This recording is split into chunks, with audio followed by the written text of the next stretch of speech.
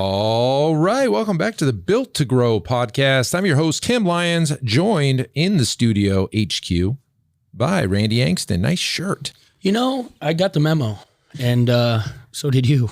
Matchy. They are good ones. They're real nice. Crispy. Okay, last episode, guys, we announced the fact that we have booked in the FitPro Growth Summit. This is your opportunity to get tickets. Last year, we sold out. This year, we will sold. Well, it's in 23. So it's in June of 2023, June 8th through 11th. Mark your calendars now. The link will be in the show notes.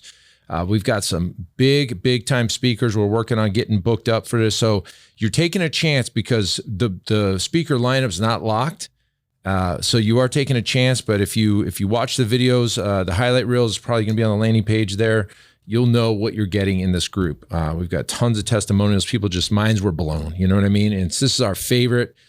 Actually, I would say this is our second favorite thing that we do. The first thing is the Iron Circle. I love that. That's what juices me up. But the Growth Summit is a close second. It's going to be at the W Hotel in Scottsdale, Arizona. Old Town Scottsdale, which is right in the hub of the heartbeat of Arizona. When people come out here to Scottsdale, they want to be down where this hotel is, and it's going to be a lot of fun. It's like the center of it all. Yeah. I'm excited. That's like you said. It's one of the biggest, most favorite things that we do all year. Yeah. And the fact that we're planning this months and months. I mean, hell, like 8-9 months out. Yeah, 10 months. 10, even better. We did the math real quick. That it says something about the work that does go into this. Yep. To Tim's point, we don't have a full speaker lineup presented as you see it today, but we will shortly. We've been in conversations with some of those speakers and keynotes and making sure that we would want to be in the audience. And if that says something, then we're going to make sure that you guys will be ecstatic. Yes. So. And it's an experience, guys. We were at the Iron Circle event in South Carolina, and a couple of the Iron Circle members, they go to other events. And one of them was like, hey, Tim, I got to tell you, like, don't say this, whatever to the other people that I go to these events with, but yours are the best. I mean, this is awesome. The Nashville thing was off. It's just a different experience. And so the answer to what that particular Iron Circle member was telling me is because I am the customer of I'm a gym owner, so I know what I would want. So I know what you want. And it just makes a lot of sense, right? Yep. It's so easy for me. Like, this is second nature. Of course, this is what we want as gym owners. And so it's a chance to learn, get around the right people. And look, guys, it's going to sell out. I just know it. We have so much of people from last year had already bought in tickets. Our Iron Circle fills up a bunch of those seats. And so it's a limited seating availability, and there's really no more room. Like, I've tried to figure out how to knock a wall down. They didn't really like that suggestion. They didn't for some reason. I don't know why. So FitPro Growth Summit, grab your tickets now, fitprogrowthsummit.com, and we'll put that in the show notes and make sure you snag your seats. Perfect. Cool. All right, this episode, guys, this goes way back because this is something that, I think I learned early on. There's people out there that you want to connect with. There's people out there that have information that you want them to share with you. In fact, I get hit up all the time, question after question after question. And while I enjoy answering questions a lot and to the best of I can, but we're busy. I'm busy. You're busy. And so the point of this topic is that, there's people out there that have stuff that you want. And in order for you to make a relationship with somebody, it has to be a two-way street. Sure. You can't just always ask for everything and never give anything in return. It's like a give-take relationship, Absolutely. Right? And so exchange of value.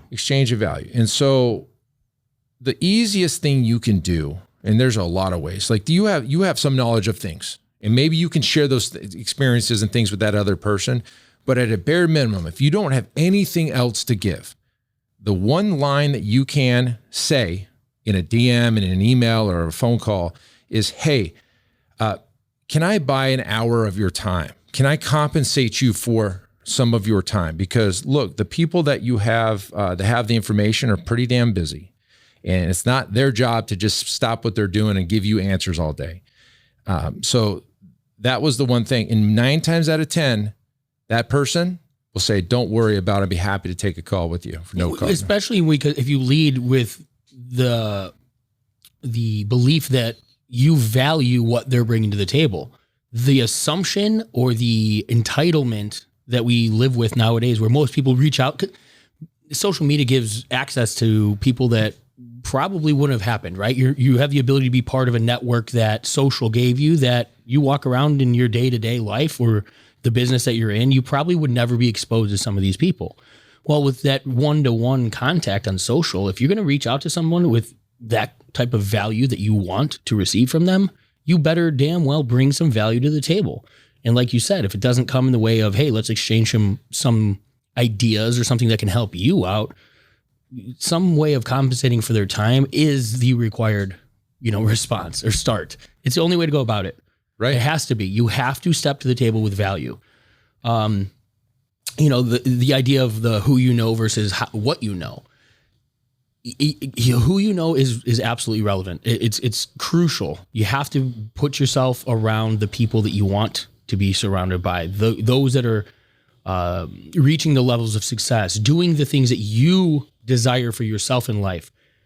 But once you're there, let's say you get your spot in that network, if you haven't done the work yourself, if you haven't put in any reps, if you haven't continually educated yourself in the what to know aspect, what value are you bringing to that network? Mm-hmm. Are you it'll be short-lived, guaranteed, right? Because you're going to show up, everybody's going to recognize this individual doesn't meet the caliber of the network that we're surrounded mm-hmm. by, and that's when they get tight-lipped. And unfortunately, once you have that opportunity, you probably aren't going to have it again. And if you haven't done the work, if you haven't put in the reps, if you haven't invested in yourself to deserve the spot at the table, mm-hmm. that's where you need to start. And so it's not just who you know or what you know. It's a combination of both. Correct. And I think that's something that doesn't go unsaid or needs to be said, because how many times throughout our lifetime, when it becomes hell from middle school, elementary school, high school, it's who you know, right? The school's telling you, oh, it's all about education. And then we're hearing it from everybody else. Oh, yeah, but it's who you know that's going to get you where you need mm-hmm. to go. Well, sure. But you better damn well make sure that you deserve the spot at the table. Yeah. And that's value. On you. And that's on you. It's got nothing to do with the network that you get exposed to or the people that you surround yourself with or how hard you've worked to become part of that network. Half those networks cost money. Get in there and learn something. Yeah. But contribute. That's a big aspect of it as well. Most of those networks, it's not just about sitting there and, sucking up information. If you have an opportunity to give and provide value, do it. Yeah. Do it. And almost go the opposite way and lead with the value first and start giving stuff away before you ever need anything. And that's something that isn't really talked about much, right?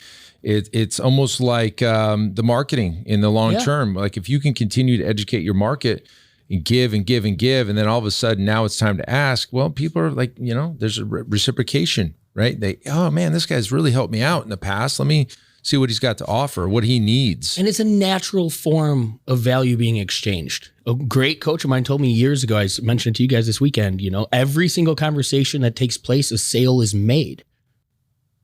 How many of you guys just bought my bullshit? Like, it is that way, but it's true because there's value being, presented. You have a choice of deciding, do I believe that or do I not? That's every conversation that we have. Mm-hmm. That's where value is exchanged. And if you don't have some form of value to bring to that table in that conversation, they are just short-lived. Yeah. I think that's the biggest part of the personal growth aspects or the coaching realm. The information's everywhere. There's no excuse to not be able to figure out and succeed in this arena anymore. The tools are there. Mm-hmm. It's the willingness to do what it takes to source the answers, the solutions, to put yourself around the right people, to show hungriness, that you're hungry, to show a desire for growth. And when you do have the opportunity to meet with somebody, show that you value their time. That's going to go so much further than just that expectation that so many lead with. That's the check mark in this episode. The expectation that you deserve for somebody to stop what they're doing and give you solutions and answers, or to give you their resources and to give you this and that. That's the opposite way to look at it. So if you learn anything today, that you have stuff to value, you have stuff to offer, give it away. Show people that you care and you've got some value and you can be helping people. and then watch what comes back to you. Yep. Watch, it'll come tenfold. And if there's anything else that I've learned, and you think you feel the same way, is this podcast being 350, 60 episodes in, it's by far the best thing we've ever done. Oh. We give away everything. Like, we want to help. This is kind of our ethos, right? We want to help you win. And the return on this investment that we've gotten over the years is 50 times what we've put into it. Absolutely. And so, for those out there that are just coming up, look, reach out, ask the questions, but don't expect somebody to stop what they're doing, especially somebody in the position that's got real life solutions and answers. Buy their time, join their coaching group, join their masterminds if you're ready for that, or at a minimum, share first what you've done correctly or if what you've solved, and then ask. Or even better, if somebody has a platform like a podcast, like a coaching program or group or something like that, if you have some way of getting some of that value initially, go learn those things from them first. Go implement those things first. Do the work before expecting the result, and especially from them, right? Because I think about others that we look up to, those that with podcasts and things like that. If we've learned something on a podcast, we're going to implement that work. I'm not going to just go, oh, I really like all of these things that this person said, but I really want to know like the secret sauce. So let me just skip all of this stuff and go right to the most valuable, with the expectation that they're going to give it to me. If somebody came to us and said, hey, I've been a long time listener to the podcast. I've, like this really resonated with me. I've done this. I got this result in my gym, but I have this question. Sure. I'm a hell of a lot more likely to be like, you know what? Absolutely. Let's have that conversation, because I know that person's not only, I think what it does for the person receiving it is it shows that they're willing to do the work that comes with the value of it. The information is everywhere, but nobody likes to provide value and spend resource, time, energy, effort, putting it into something that doesn't go anywhere. It doesn't go anywhere.